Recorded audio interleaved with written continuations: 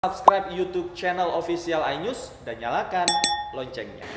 Meski jalur khusus sepeda telah disediakan, ternyata masih ada saja pesepeda yang melanggar. Ya, tilang bagi pesepeda masih digodok sambil menunggu masa uji coba selesai.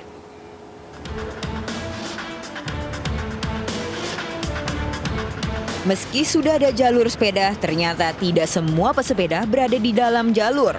Seperti pesepeda di ruas Jalan Tamrin, sejumlah pesepeda kedapatan di luar jalur yang telah disiapkan. Padahal jalur khusus pesepeda disiapkan untuk meminimalisir risiko kecelakaan dengan pengguna jalan lain seperti mobil dan motor.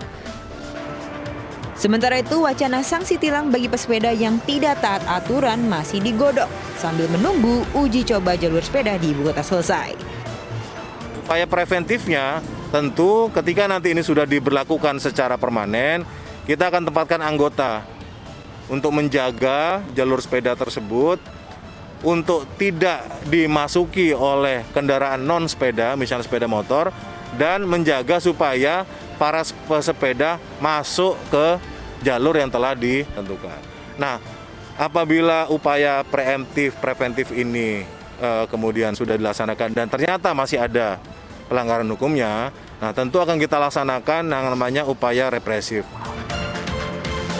Sejumlah pesepeda menilai adanya aturan tegas penilangan perlu meski harus kembali dikaji. Saya sih apapun yang bikin lebih tertib bagus ya. Apalagi posisi pesepeda kan aneh, soalnya kita bukan pejalan kaki tapi kita juga bukan pengendara motor. Dan kadang-kadang kita malah ngerasa kita bebas aturan gitu, kayak misalnya saya bisa naik itu, bisa di sini tapi bisa keluar juga kayak bebas gitu.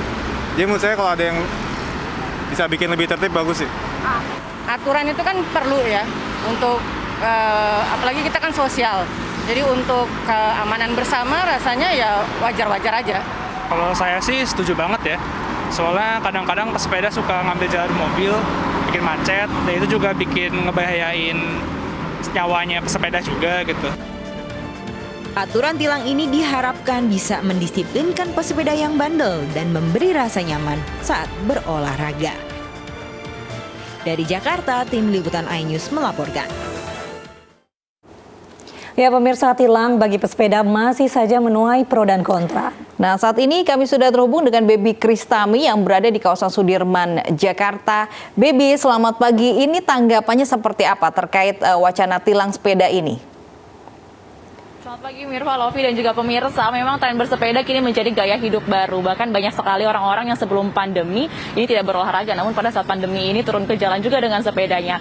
Dan meski demikian, pelanggar pesepeda ini kian meningkat, di mana pesepeda ini seringkali ditemukan keluar dari jalur sepeda. Mengacu pada UU nomor 22 tahun 2009, bahkan sudah dikatakan langsung oleh Dirlantas Polda Metro Jaya, Kombes Sambodo Purnomo Yogo, bahwa ada wacana penilangan pesepeda yang keluar dari jalur sepeda, yaitu dengan denda 100.000 atau bahkan hukuman penjara paling lama 15 hari. Nah, untuk lebih lengkapnya saya akan berbincang dengan salah satu pesepeda yang saat ini sedang beraktivitas bersepeda di kawasan Bundaran Senayan. Halo, selamat pagi. Dengan Kak siapa? Maya. Ya, halo, selamat pagi Kak Maya. Sudah tahukah mengenai wacana penilangan? Iya. Udah aware kok. Itu kan banyak di sosmed dan juga di koran-koran ya. Jadi udah pretty aware ya. Nah, menurut Kak Maya sendiri nih, bagaimana tanggapannya mengenai wacana penilangan pesepeda tersebut? Oke. Ini kan kita ditilang kalau misalkan lewat dari jalur sepeda ini kan ya. Nah, kalau untuk weekdays sebenarnya mungkin memadai ya. Tapi kalau untuk weekend itu Sabtu dan Minggu kayaknya jalurnya terlalu sempit. Jadi mungkin kayak terutama untuk Minggu itu mungkin jalurnya mesti dilebarin ya.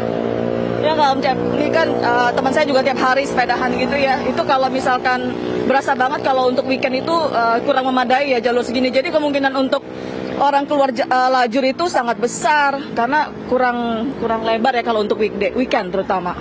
Iya. Berarti dari Kak Maya sendiri tidak keberatan ya jika adanya pelanggar yang dikenakan denda 100.000 atau bahkan ancaman penjara paling lama 15 hari? Penjara sih agak lebay ya, menurut aku ya. Kalau monetary yang mungkin bisa dilakukan, tapi kalau sampai penjara sih aku rasa agak lebay. Nah, kalau menurut Kak Maya sendiri ini bagaimana kalau weekend ini memang kan sempit, ada masukannya kah Kak? Iya, paling nggak kalau weekend sama seperti kayak dulu lah, 2-3 lajur diberikan untuk pesepeda. Oh, oke. Iya. Memang Kak Maya ini sering kali untuk melakukan aktivitas sepeda di sekitaran Bundaran HI dan juga Bundaran Senayan? Iya, ya kira-kira 4 kali deh seminggu. Terima kasih Kak Maya. Ini akan lanjut lagi bersepeda ya Kak ya bersama teman-teman. Terima kasih atas waktunya Kak Maya.